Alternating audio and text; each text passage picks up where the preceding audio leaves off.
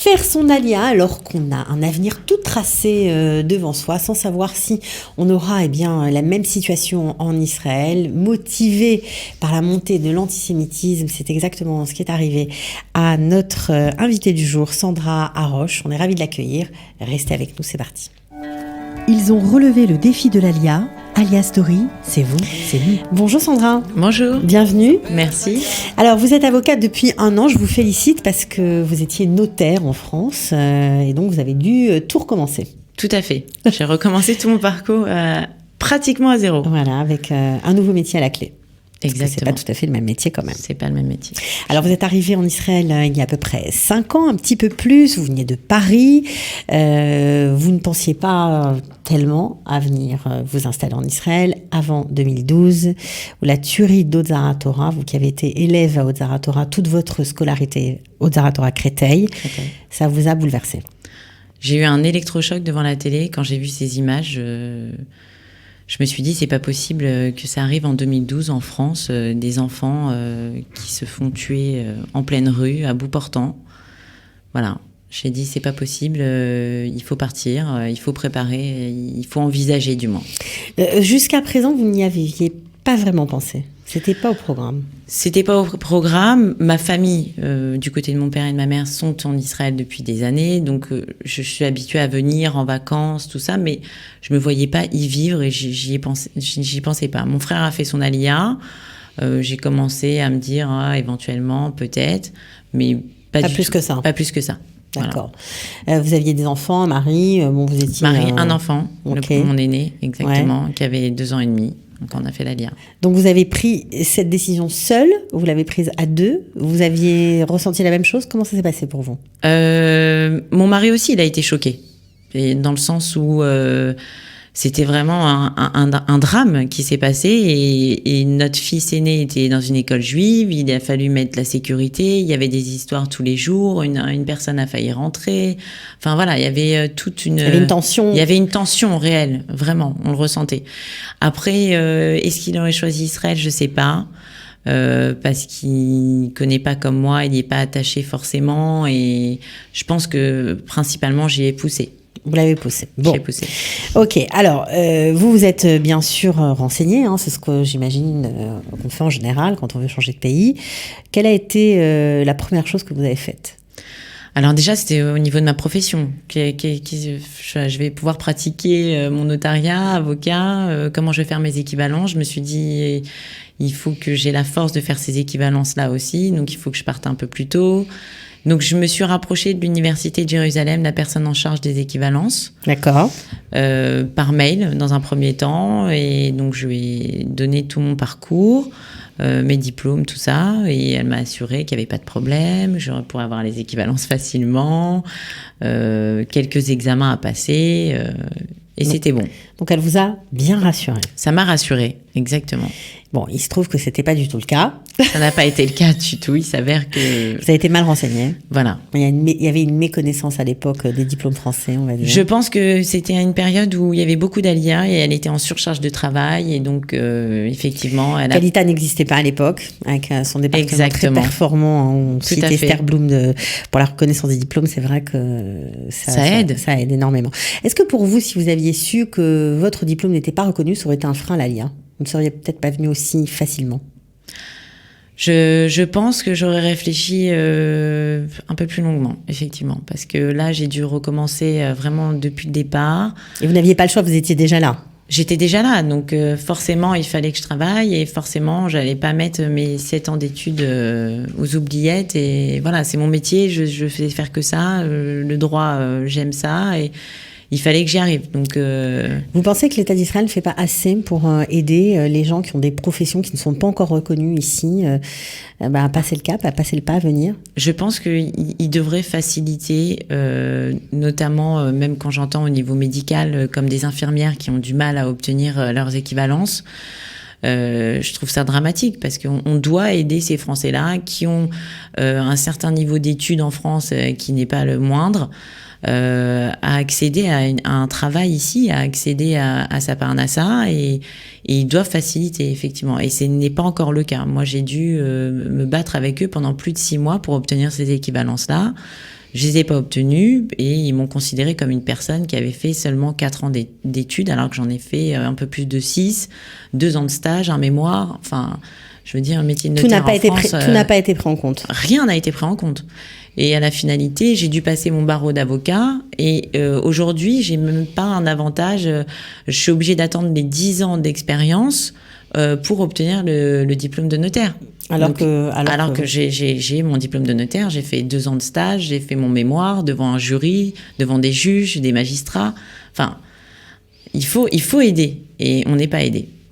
En tout cas, on n'est pas poussé. Pas assez aidé. On espère que les choses vont changer. C'est pour ça que la voix des Olim Hadashim est très importante. Il faut le dire, il faut expliquer la situation. Les Israéliens ne sont pas forcément conscients. Donc chacun a un rôle.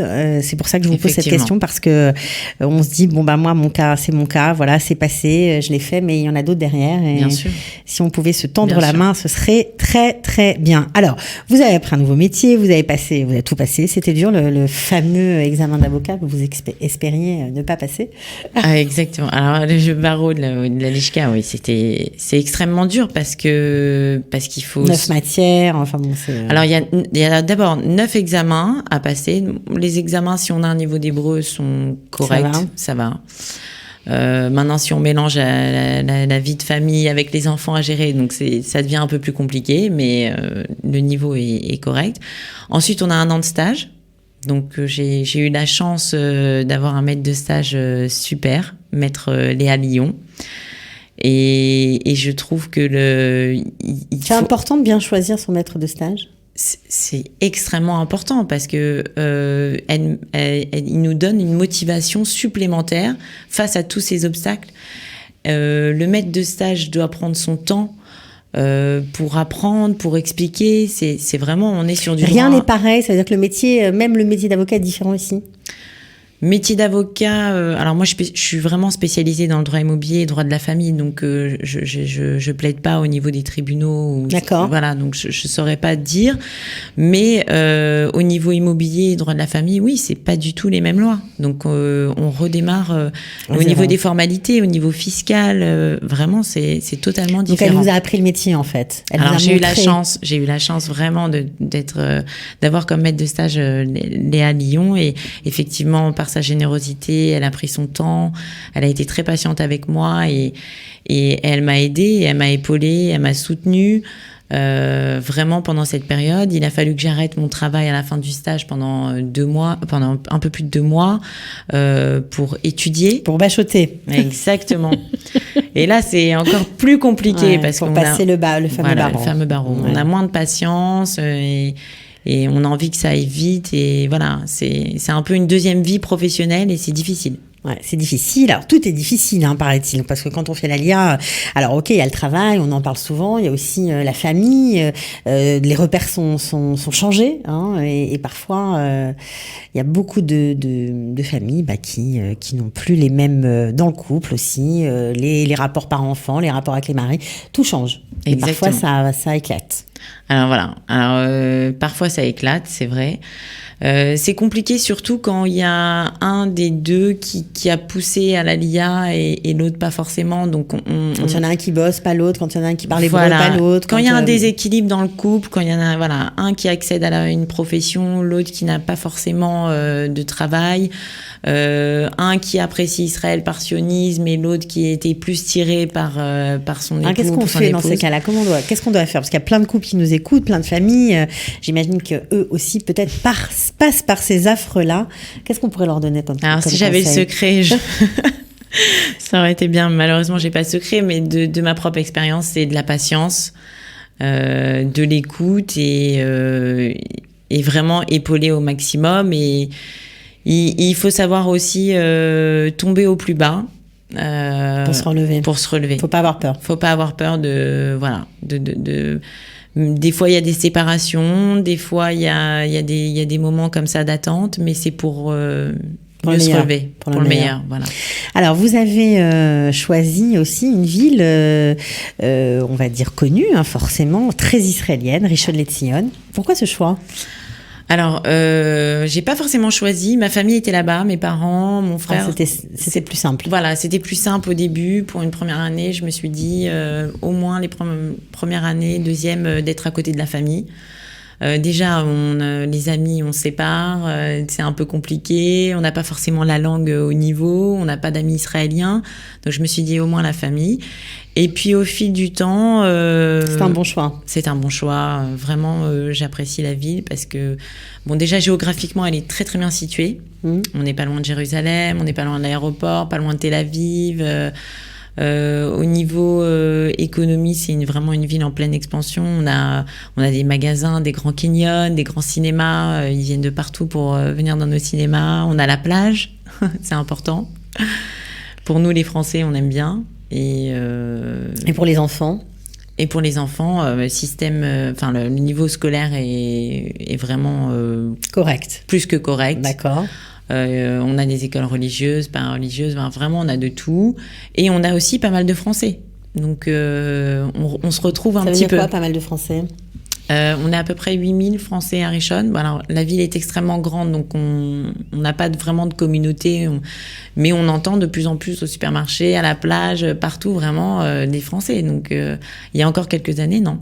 C'était pas le cas. C'était pas le cas. Donc apparemment, vous restez sur Pour Rishon l'instant, LeZion. on est sur Rishon LeZion, exactement. D'accord. Puis les loyers sont moins chers qu'à Tel Aviv, j'imagine. Moins cher, mais ça reste quand même la banlieue proche. Donc pour un 5 pièces, il faut compter 6500, 7000 shekels. Quand même. Dans un quartier convenable. Voilà. D'accord. Bon, ben voilà. Mais en tout cas, merci pour ces petites infos. J'espère que ça aidera ceux qui nous écoutent. On vous souhaite Behatzlacha, bonne chance pour la suite. Merci beaucoup. Voilà. Vous serez une super avocate, j'en suis sûre. C'est gentil. À bientôt, merci. en tout cas. Ciao. À bientôt. Bye. Ils ont relevé le défi de l'Alia. Alia Story, c'est vous, c'est nous.